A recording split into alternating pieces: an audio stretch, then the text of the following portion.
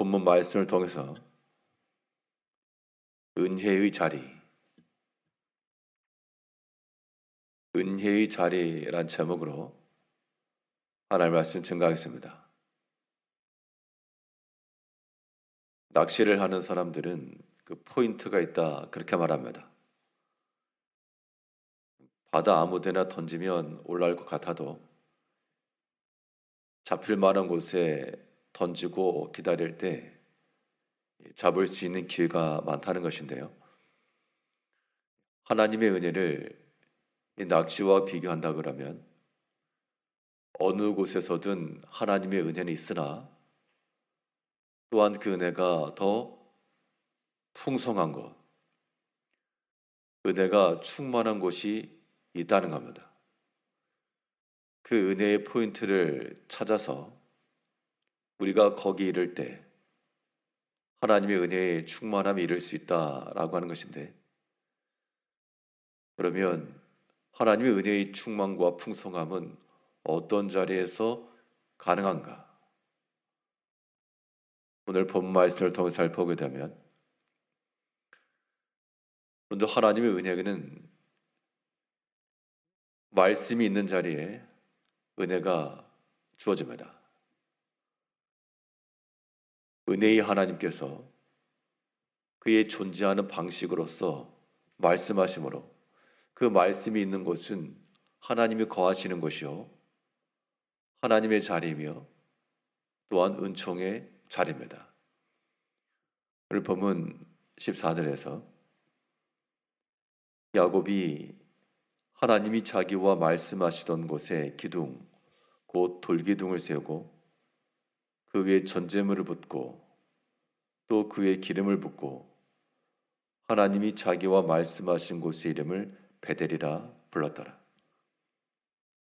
장소적으로는 베델이라고 하는 지역이고, 이 베델이라고 하는 이 자리는 하나님께서 야곱에게 나타나신 자리요 또한 그에게 말씀하신 자리요 야곱의 입장에서는 말씀을 들은 자리입니다.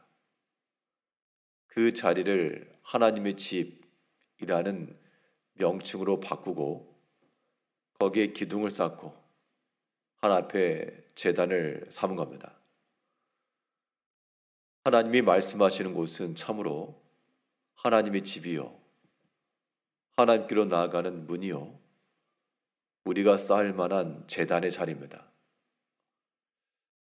그러면 그 말씀의 자리까지 어떻게 할 것인가? 그 말씀의 자리까지 우리가 순종해 나가야 됩니다.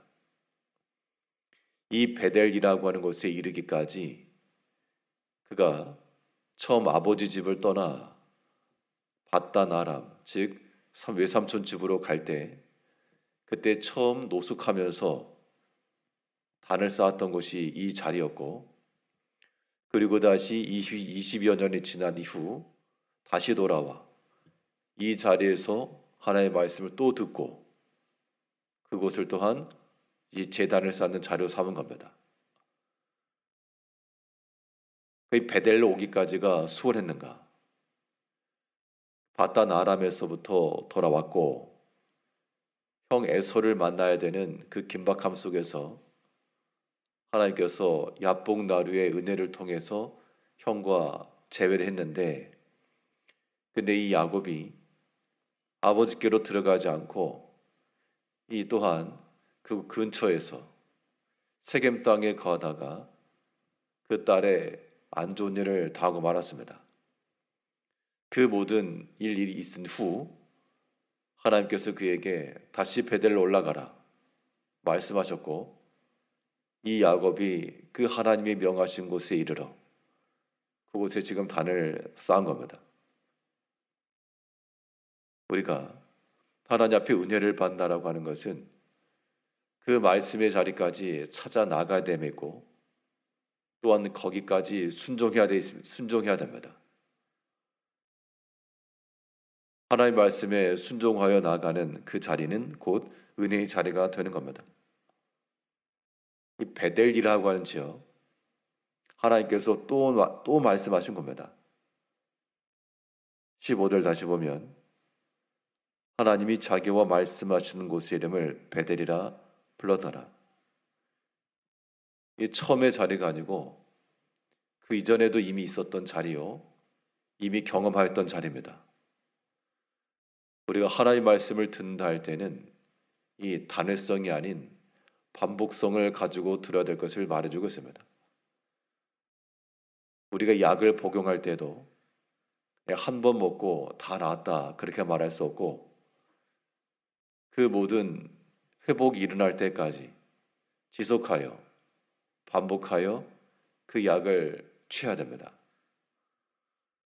하나님의 말씀을 듣고 묵상하는 것은, 묵상한다라고 하는 말 자체가 약이라고 하는 말과 같은 근원을 가지고 있는데, 그 말씀의 기운이 우리 몸속에, 우리 마음속에 퍼질 때까지, 또 우리가 실제로 회복함이 일어날 때까지 그 말씀을 묵상함이 주요합니다.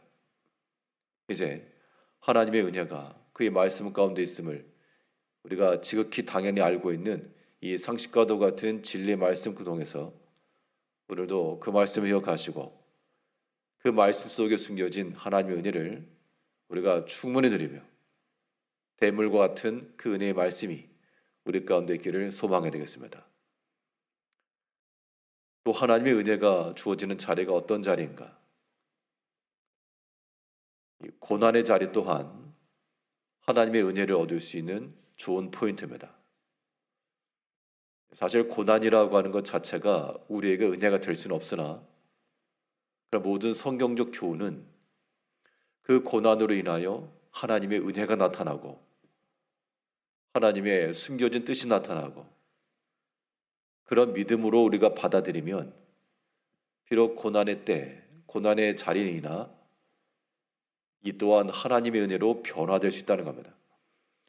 이 베델이라고 하는 자리가 하나님의 은혜의 자리였는데, 또 하나님께서 야곱에게 나타나서 말씀하시는 자리였는데, 또 한편으로는 형을 피하여 도망하던 그러한 도망의 자리요, 소망이 없던 낭망의 자리요, 두려움의 자리였다는 겁니다. 그런데 하나님께서는 그 땅을 은혜의 자리로 바꾸셨습니다. 본문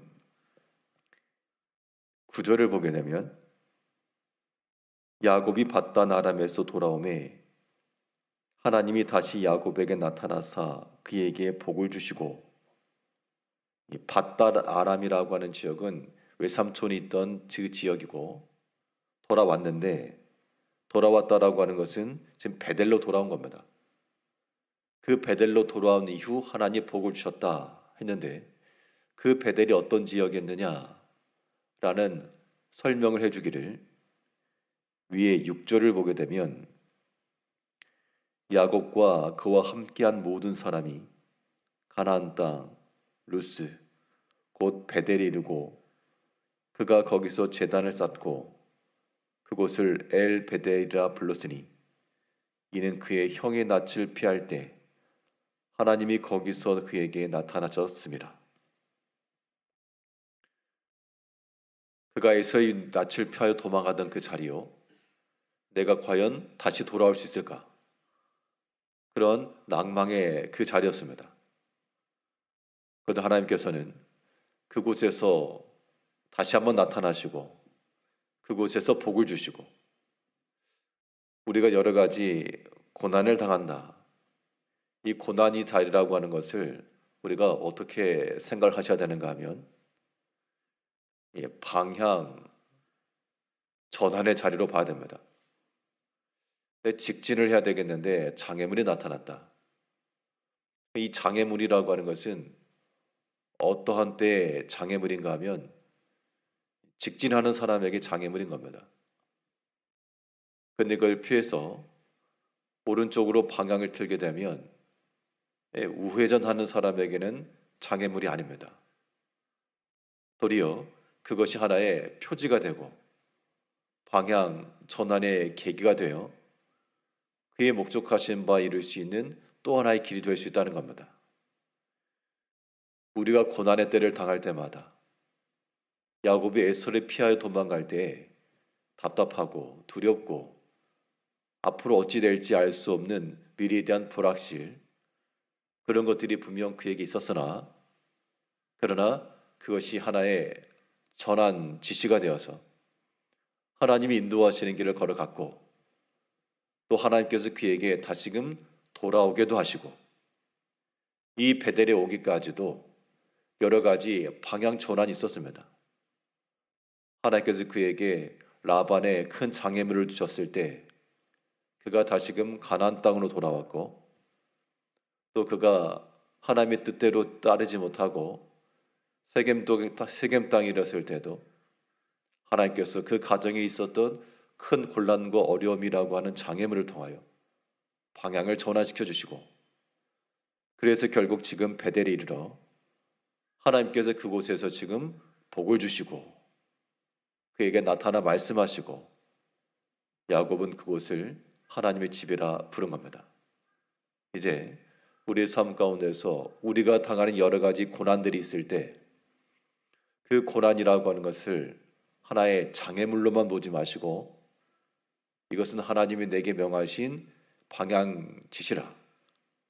그래서 신속히 돌이키며 하나님께로 나아가기 힘쓸 때, 이것이 현재로는 우리에게 낭망이요 두려움이요 참 답답하고 길이 없는 일일지라도 하나님께서 이후에 변하여 복되게 하시고 유익하게 하실 걸 믿는 마음을 가지고 하나님의 그 은혜의 자리요, 비록 고난이나 하나님께서 감춰두신 예비해 놓으신 그 은혜를 충분히 누리는 복된 주의 자녀들 다 되시기를 바라겠습니다. 기도하겠습니다.